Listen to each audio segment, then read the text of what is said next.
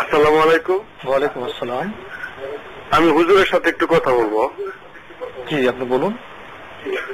হুজুর, আমি বিয়ে করেছি 25 বছর হয়েছে। তার ছোট বোনকে আমি গোপনে বিয়ে করেছিলাম, আপন বোনকে।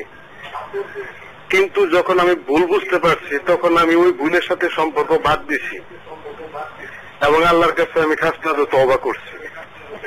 এখন কি হুজুর আমার বড় বউর সাথে কি ঘর সংসার করা বৈধ হবে না অবৈধ হবে?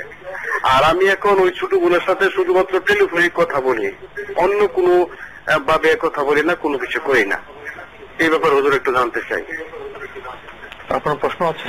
জি, ধন্যবাদ আপনাকে। এবার যে প্রশ্ন করেছেন আসলে জটিল। আপনার যেহেতু এখন অনুশোচনা এসেছে, অপরাধ বোধটুকু আপনার উপলব্ধির মধ্যে এসেছে, সুতরাং আল্লাহ রাব্বুল আলামিনের কাছে তওবা করুন, আল্লাহ সুবহানাহু ওয়া তাআলার কাছে ক্ষমা প্রার্থনা করুন। আর আপনার আগের যে স্ত্রী আপনার বৈধ আছে, সুতরাং স্ত্রীর সাথে সম্পর্ক রাখতে কোনো অসুবিধা নেই, এটি বৈধ আছে। তবে যে পরবর্তীতে তার সাথে যে সম্পর্কটুকু কন্টিনিউ করে যাচ্ছেন, এটা থেকে বিরত থাকার জন্য চেষ্টা করুন। বৈধ ছিল না। জি, আপন দুই বোনকে তো বিয়ে করা যায় না। দ্বিতীয় বিয়েটি বৈধ ছিল না, এবং আপনার আগের যেই স্ত্রীর সাথে যে সম্পর্ক, এটা কন্টিনিউ করতে ইসলামী শরীয়তের মধ্যে কোনো বাধা নেই, করতে পারবেন। টেলিফোনে কথা বলেন, এটা তো অবৈধ।